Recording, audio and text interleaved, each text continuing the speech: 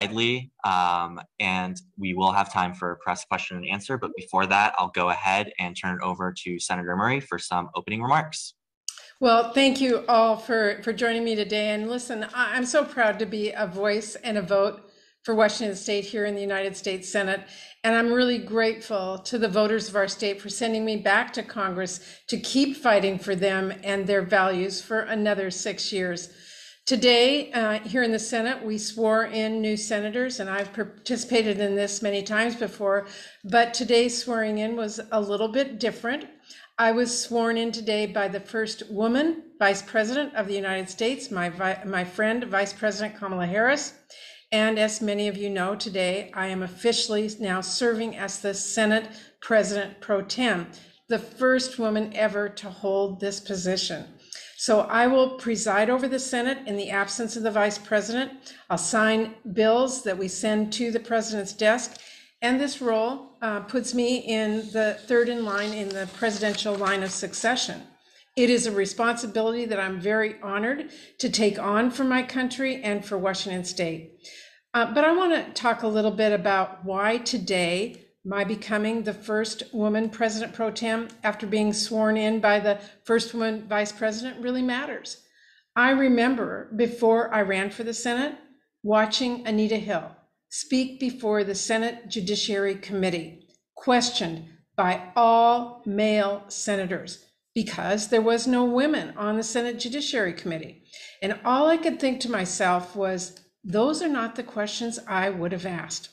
So watching those Anita Hill hearings was part of the reason I decided to run for the Senate, to make a difference for my country, to change Congress and America for the better.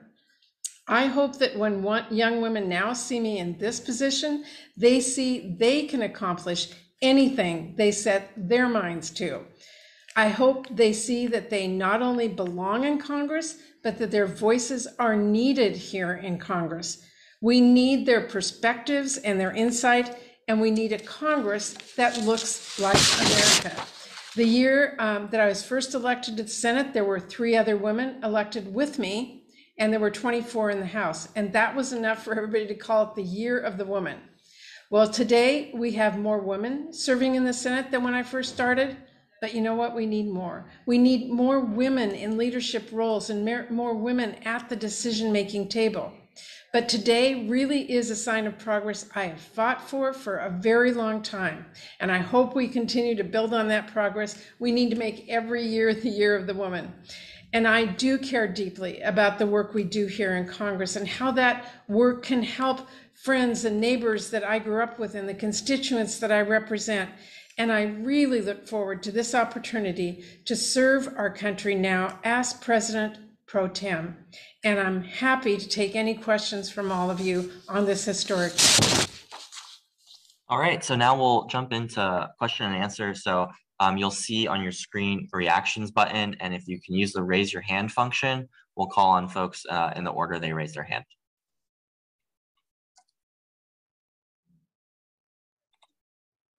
All right, and if you can just remember to let us know your name and your outlet before you ask your question.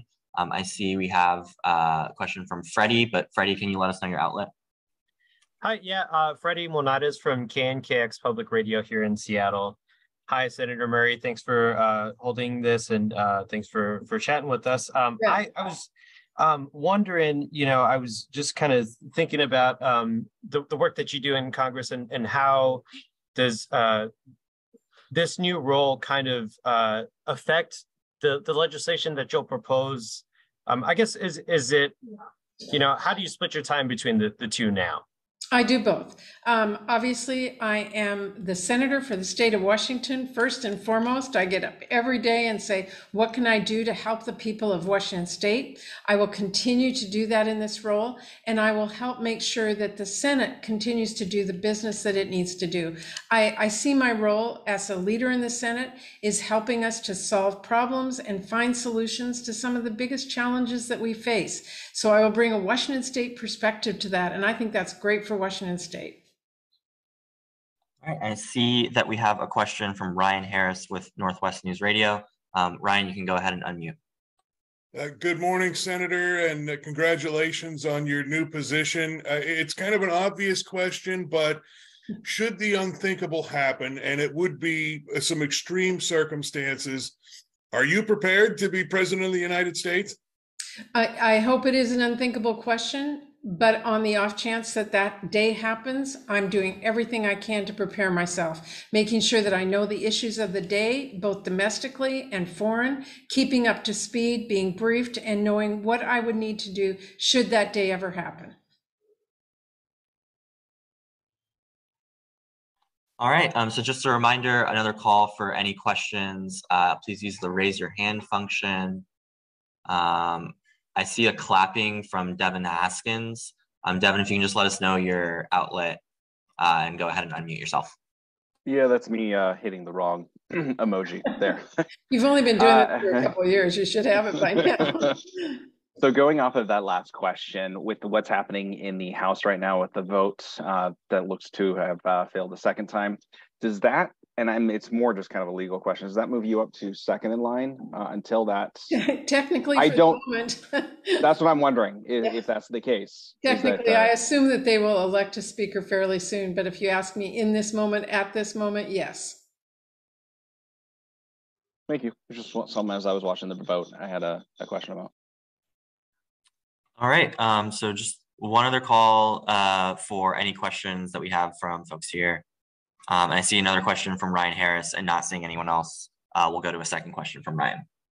All right, thank you for that. Senator, a little bit off topic, but I've been trying to keep an eye on the Safe Banking Act, and I believe we were unable to get it through at the last minute. We're going to have a Republican House, but it's had big bipartisan support in the House. Are we going to take another shot at it this term? Absolutely, Ryan. I am determined to get that done. We have too many people who are running legitimate businesses, who are cash only. It makes it dangerous for themselves, their employees, for the people who are there. This has to change, and I've not given up. I'm sorry that we could not get it done in the last Congress, but I will keep working till we get this done. All right, one final call for any questions from the reporters on today's call. Just use the raise your hand function.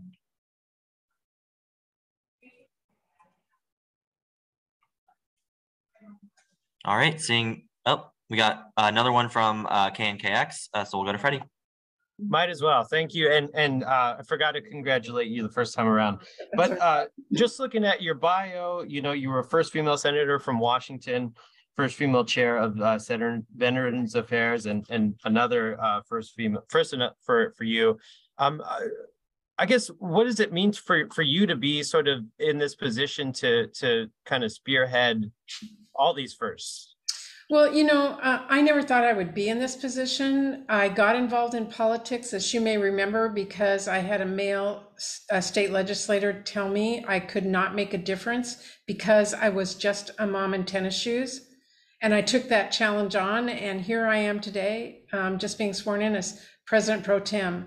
And I hope that that sends a message to all young women that if they believe in something and they fight for it and they're determined and they keep working hard, that they too can achieve their dreams, and they should never let anyone tell them they can't make a difference.